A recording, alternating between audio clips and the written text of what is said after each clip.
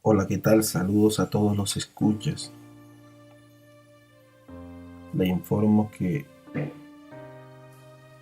esta es una grabación basada en el libro Corazones de Fuego y esta es la tercera historia del libro, titulada Aida, una voz para los que no tienen voz. Segunda parte. El punto crítico.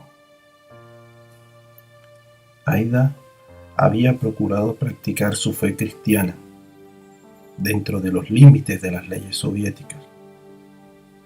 Durante sus primeros meses como creyente, asistió regularmente a la casa iglesia que estaba registrada y aprobada por el gobierno soviético. Se sentía feliz y complacida de adorar allí con sus compañeros creyentes, sin estar consciente de las políticas al interior de la misma. A medida que continuó ministrando y adorando, las restricciones comenzaron a volverse contra ella. Se comprometió en un estudio bíblico con los jóvenes de las reuniones, pero le advirtieron que no dejara que los líderes de la iglesia se enteraran de ello. Las leyes comunistas prohibían inculcar supersticiones a los menores de 18 años de edad, y a los líderes de la iglesia registrada parecía preocuparles más las leyes comunistas que las almas de los perdidos. Aida recordó entonces la casa iglesia a donde había asistido con su madre. Recordaba cómo se sentía la presencia de Dios allí y el hecho de que los niños y los jóvenes eran bienvenidos a las reuniones. Y entrados en los caminos de Dios, la vida era mucho más apacible. No le parecía correcto que a los jóvenes se les impidiera escuchar el Evangelio. Tampoco estaba de acuerdo cómo se enseñaban las Sagradas Escrituras. El punto esencial emergió cuando Aida comenzó a trabajar a favor de los cristianos que estaban encarcelados por su fe. En un comienzo, su visión era compartir la información y desarrollar una cadena de oración de apoyo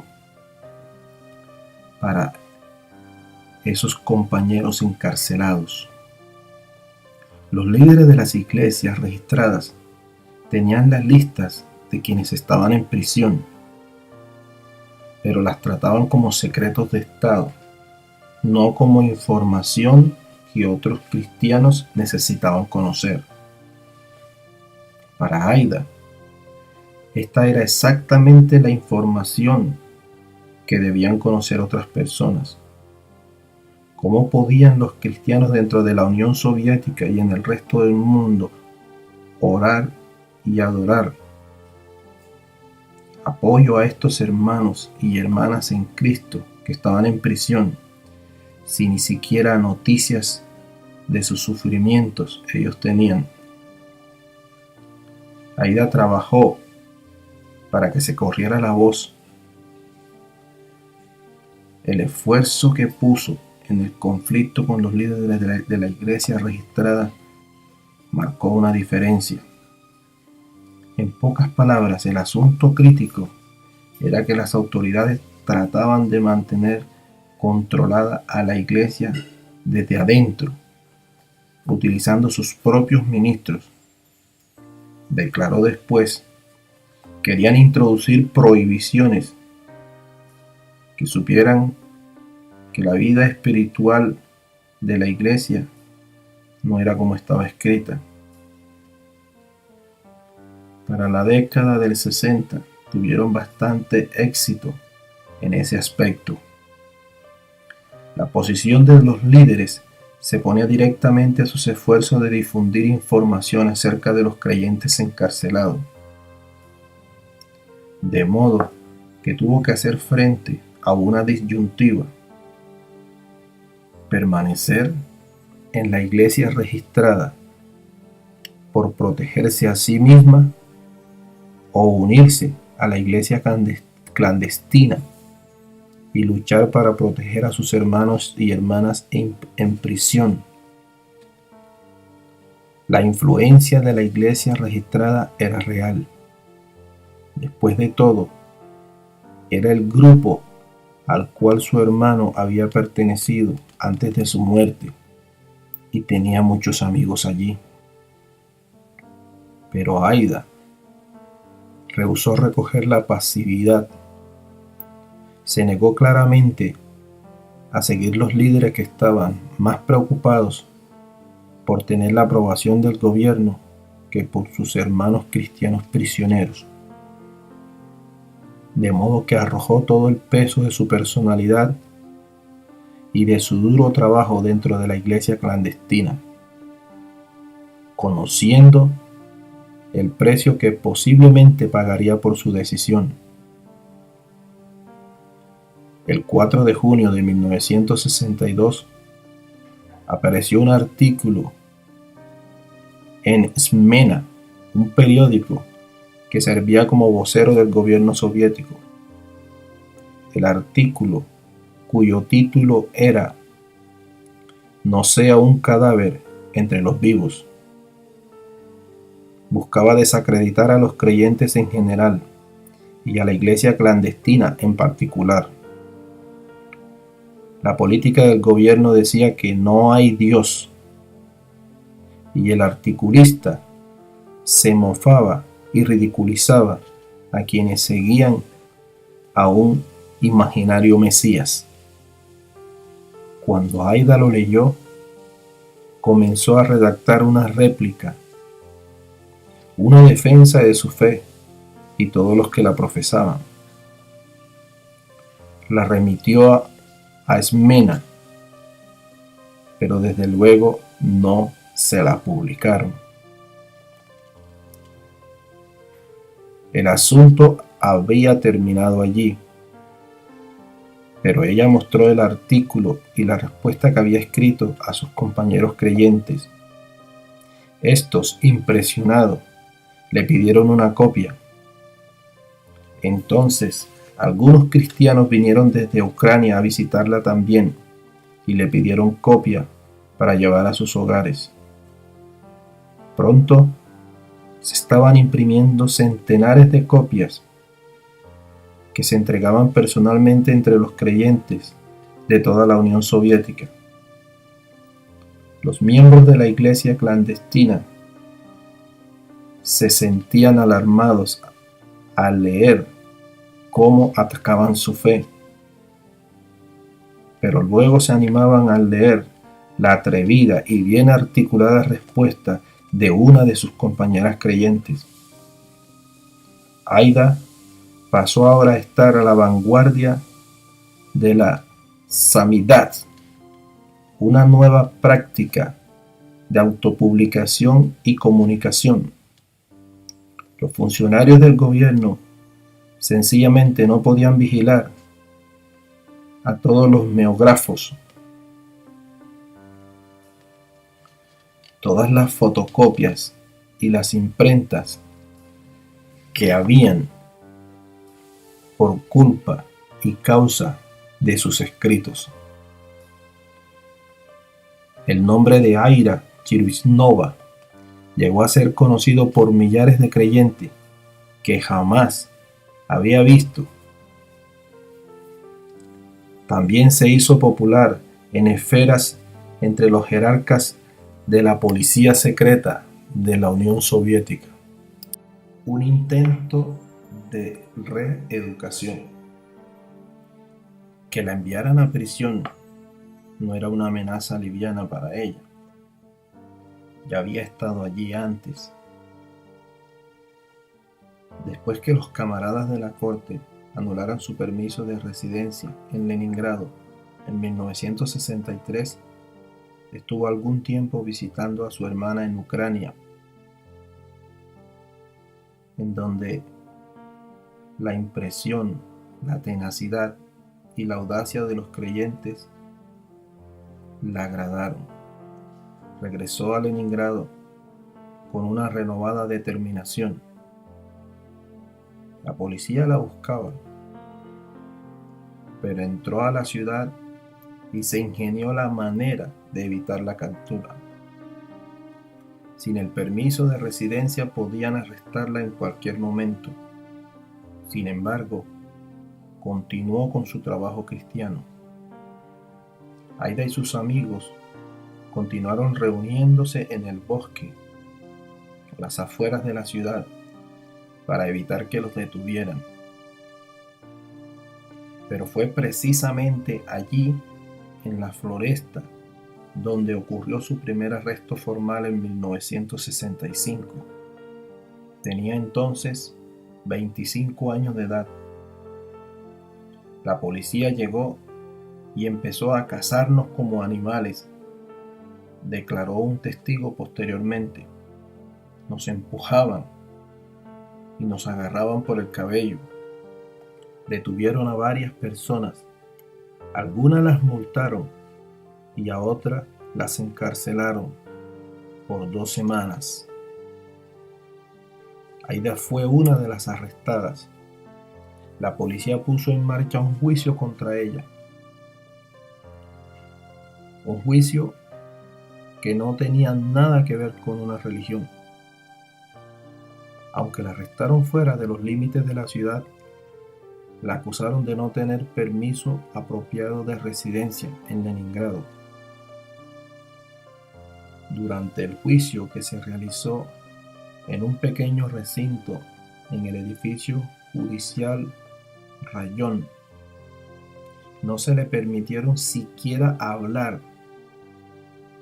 Fue obvio que el juicio era solo una fachada, un intento por mostrar justicia donde realmente no existía. Cuando todo terminó, la sentencia para Aida fue de 1 año de prisión.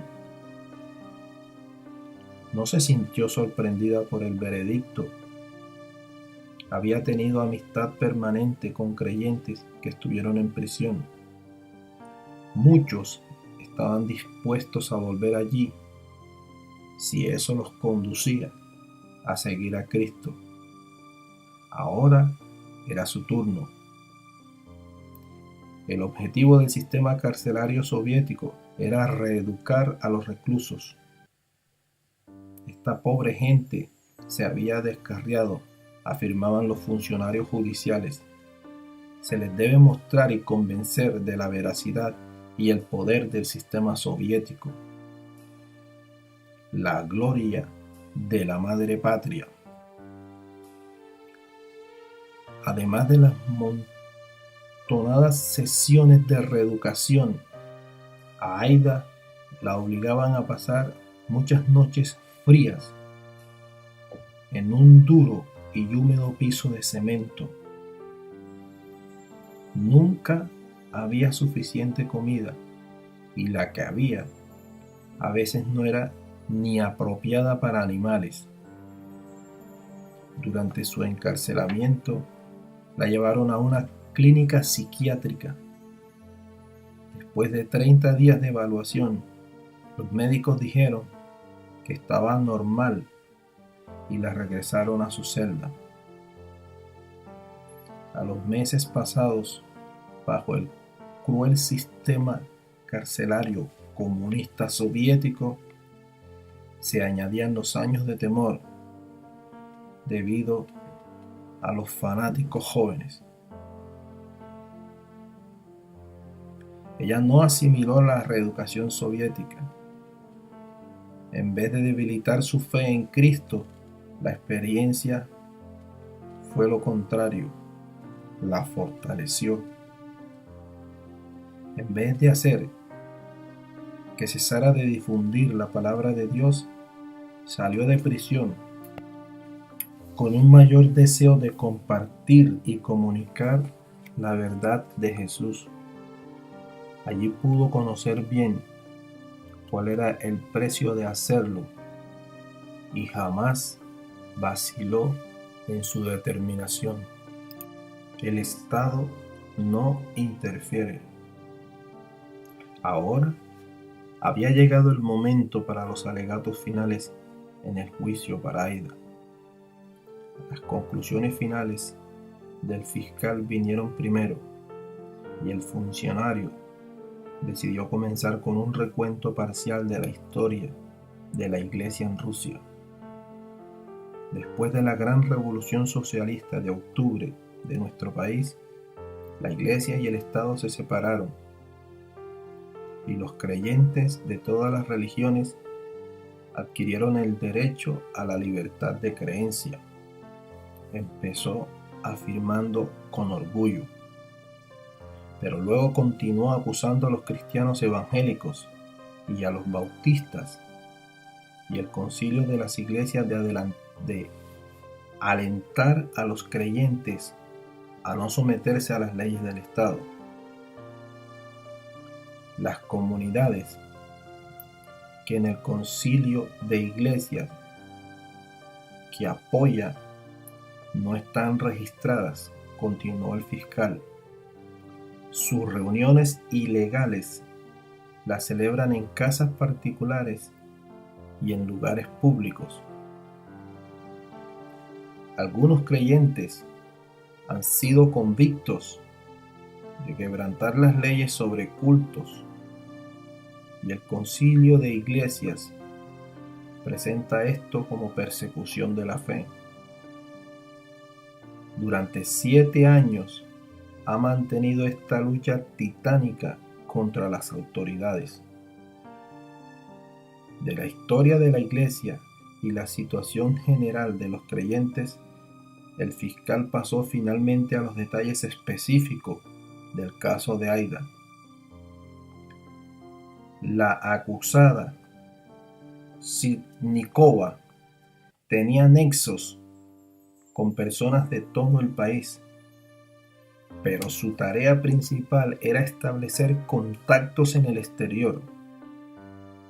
Después de ver su trabajo, debemos decir que lo hizo bastante bien, agregó con malicia.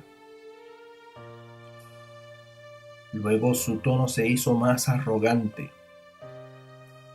El comienzo de la vida de Aida fue desafortunado, pues nació en una familia de bautistas.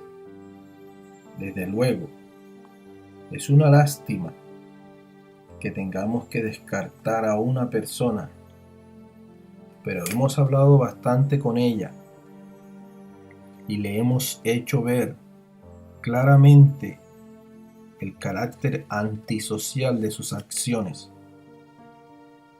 El tono de su voz fue aumentando a medida que hilaba sus comentarios finales, citando a partes de algunas de las publicaciones que encontraron en la vivienda de la acusada.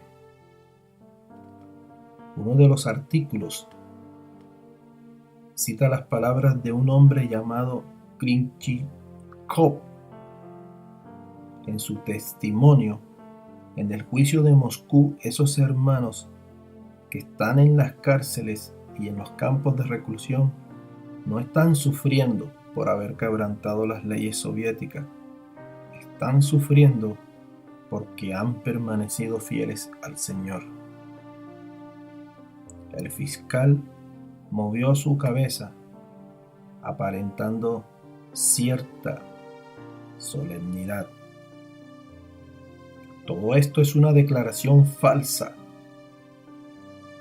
que calumnia deliberadamente al Estado soviético y a la orden social. En la Unión Soviética existen varias religiones. Aquí se establecen iglesias y nadie, absolutamente nadie, es perseguido por su fe. El Estado no interfiere en las actividades de las organizaciones religiosas, sino que vela por la legislación sobre los cultos.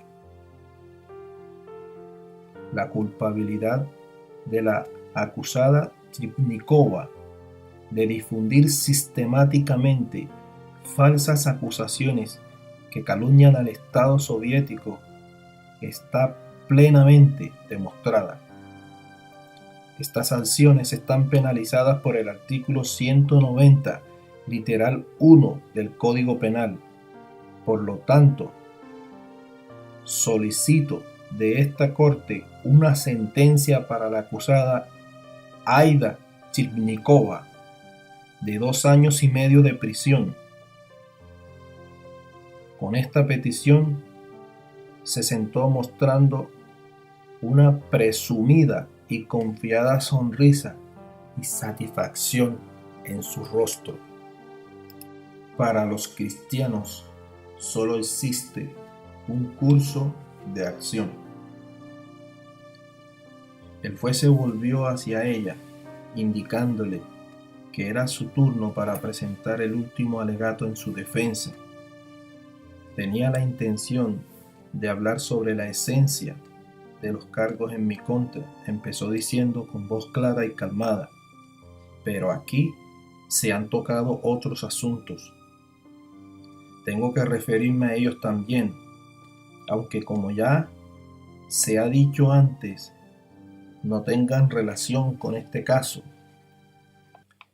Empezó refutando algunos de los asuntos menores que el fiscal había mencionado. Iban desde una carta que ella escribió al diario de Pravda en 1958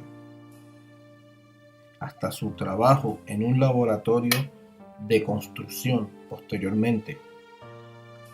Luego siguió tratando los asuntos más sustantivos, cuando afirmó que fui despedida de mi trabajo por causa de mi fe religiosa.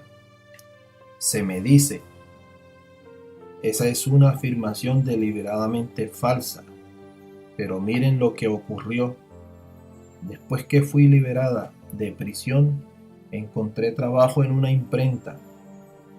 Una semana después de haber empezado mi trabajo, asistí a una reunión de oración cuando llegó la policía y tomó nota de mi nombre, junto con el de otras personas. Sabía que ellos reportarían mi nombre a la planta, agregó Aida.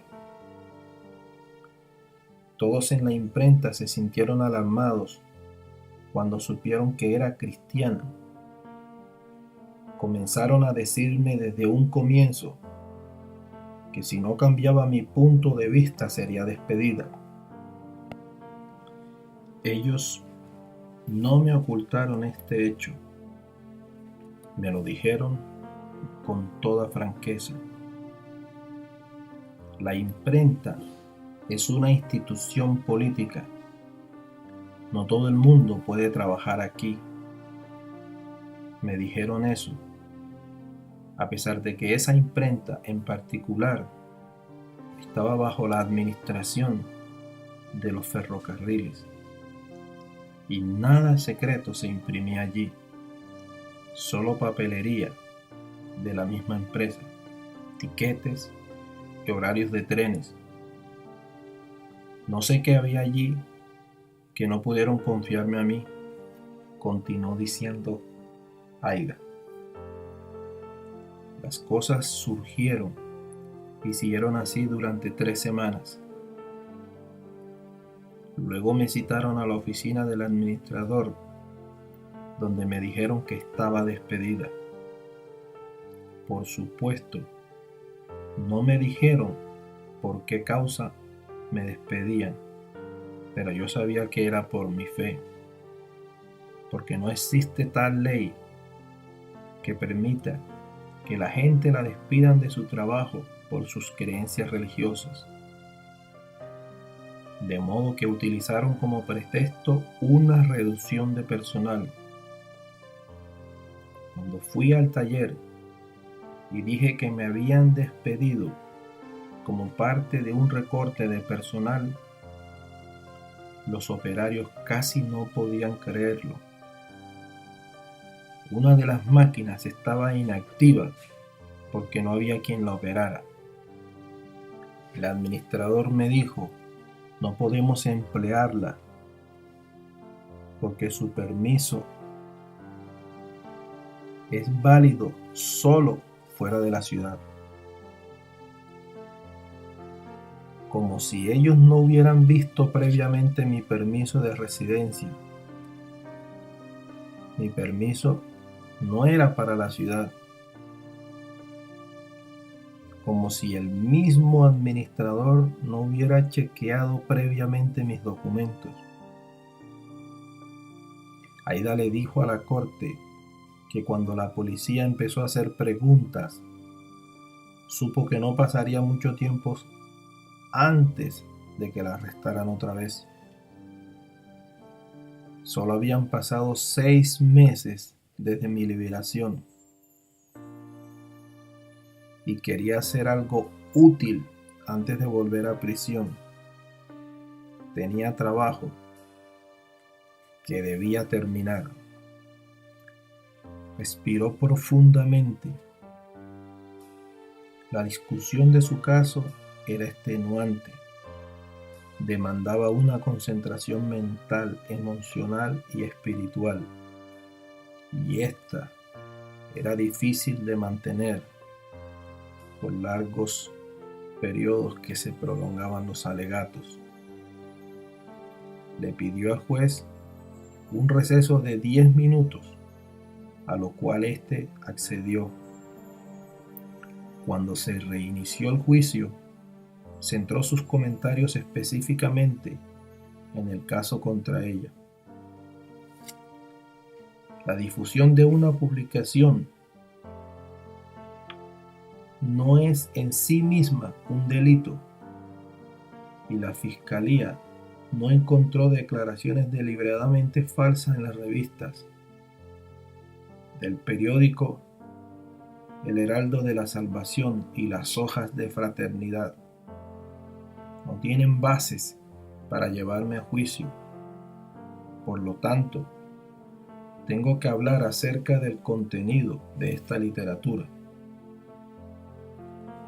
Luego habló acerca de una reunión con creyentes y líderes cristianos, de la cual se comentó en sus publicaciones que ella misma distribuyó. La ley del 1929 establece que los creyentes tienen el derecho de organizar congresos y su anotar Aida. Pero en vez de otorgar los permisos, las autoridades comenzaron a perseguir a quienes habían promovido el congreso. Luego el investigador del fiscal notó 17 frases sediciosas que, según él, había encontrado en la literatura. Según el investigador, estas frases contenían declaraciones deliberadamente falsas, calumniando al Estado soviético y al orden social. Aida se dio vuelta y se dirigió al juez directamente. Durante su testimonio, la señorita Boyko comenzó a citar una declaración de Lenin. Voy a completar su cita. Solamente en Rusia y Turquía existían leyes vergonzosas, todavía vigentes, contra la gente religiosa. Estas leyes prohibían directamente o la profesión abierta de la fe o su propagación. Estas leyes son lo más injusto y vergonzoso y opresivo. Ahora debo llamar la atención de la Corte sobre la palabra propagación. El mismo Lenin clasificó la prohibición de la propagación de la fe como injusta y vergonzosa. Tomó aire nuevamente y continuó. Ahora le contaré cómo fui arrestada. El 11 de abril fui a una reunión de oración y me di cuenta que me estaban siguiendo. Pero no le di al asunto mayor importancia. Sin embargo, Al día siguiente, la policía llegó a mi apartamento y me arrestó. También me han adelantado investigaciones en los hogares de los creyentes. Tan solo en relación con mi caso, hubo 11 investigaciones, 3 en Leningrado, 4 en Perm, 3 en Krishnograd y una en la casa de mi hermana, en Magentograd. Una puede entender más o menos la investigación en mi apartamento y en el de mi hermana, pero ¿por qué hacer investigaciones en otros hogares de los creyentes? Las hicieron solo porque encontraron sus direcciones en mi directorio. Además, en ninguno de estos lugares encontraron algo relacionado con mi caso. Luego enfocó su argumentación en una pregunta: ¿por qué nos están procesando? Nosotros decimos que nos están procesando por causa de nuestra fe, pero nos dicen, esa es una afirmación deliberadamente falsa. Están siendo procesados por infringir la ley soviética. Soy miembro de una comunidad no registrada, la cual solicitó su registro. Todas nuestras comunidades han enviado las solicitudes de registro, adjuntando con ellas nuestros estatus. Y cuando lo hacemos, se nos niega. Ustedes no pueden hacer esto o aquello, porque es contrario a la ley. En cambio, nos dicen que firmemente un compromiso en que no debemos infringir la ley. Ese no es el procedimiento correcto de registro. Aida notó que el juez se estaba poniendo incómodo, de modo que apuró su argumentación. Los creyentes no pueden firmar una promesa de cumplir con una ley que les prohíbe hablar de Dios y que prohíbe a los padres criar a sus hijos en la fe. Con toda su lealtad a las autoridades, ningún padre cristiano aceptará una ley que le ordene criar a sus hijos como ateos. Afrontarán cualquier sufrimiento que usted quiera. Preferirán sentarse en el banquillo de los acusados antes que prometer que obedecerán tal ley. Cristo dijo que nosotros estamos para predicar el Evangelio a toda criatura, continuó diciendo Aida. Y los creyentes no pueden someterse a una ley que les prohíbe hablar de Dios y de la salvación. Ni un solo creyente hará tal cosa, aunque no sea un misionero o un predicador. Aún si es incapaz de predicar un sermón sin que esto importe para nada, no se someterá a una ley así, porque aún una persona incapaz de predicar un sermón tendrá la oportunidad a veces de contarle a alguien de la salvación de Dios. Por esta razón, los creyentes no prometen cumplir esa ley. Le voy a repetir una vez más: los creyentes no pueden obedecer una ley que los obliga a negar el Evangelio. Por eso se nos juzga por quebrantar tales leyes. Tenemos suficiente razón para decir que somos juzgados por nuestra fe. Sé que el periódico el heraldo de la salvación y las hojas de la fraternidad no contienen declaraciones deliberadamente falsas, pero al mismo tiempo sé lo que significa enviarlas al exterior. Sabía que este acto podía llevarme al banquillo de los acusados. Nunca le pediría a nadie que envíe un ejemplar del heraldo de la salvación al exterior. Sé lo riesgoso que es, por eso lo hago yo misma. Hizo una pausa, reuniendo fuerzas para la última parte de su defensa, las apasionadas ideas finales que deseaba dejar con quienes decidirían su sentencia. En un tiempo, la gente era consciente de que prohibir la propagación de una creencia religiosa era justo. Ahora no lo entiende así. Ahora dicen, crea usted y llore, pero no se atreva a hablar de Dios a ninguno. No se le ocurra hablar de Dios a alguien. Pero silenciar por la fuerza a un adversario ideológico no es una victoria ideológica. A esto siempre se le ha llamado barbarismo. El juez la interrumpió frustrado porque esta criminal estaba predicando un sermón en un recinto de la corte. No está aquí para hablar de la iglesia, hable de usted, le dijo con firmeza y enfatizó sus palabras señalándola con el dedo.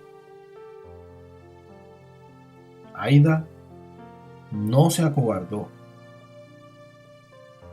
Para los cristianos solo existe un curso de acción, dijo.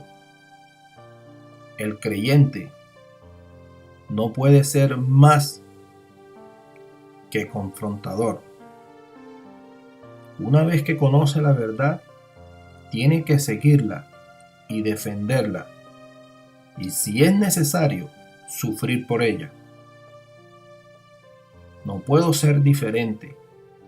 Amo la libertad y me encantaría estar libre con mi familia y mis amigos, pero no quiero actuar contra mi conciencia. ¿De qué me sirve la libertad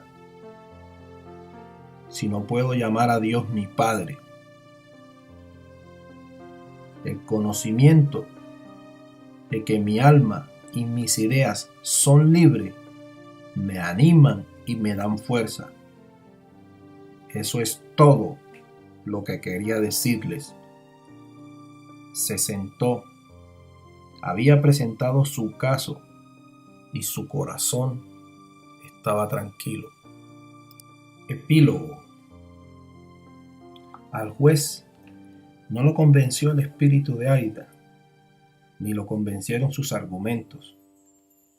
La sentenció a pasar 3 años en una prisión soviética, añadiendo a su pena 6 meses más de lo que había solicitado la fiscalía. La sentenciada salió del recinto de la corte en medio de 2 robustos guardianes, pero tenerla encerrada no logró detener su trabajo.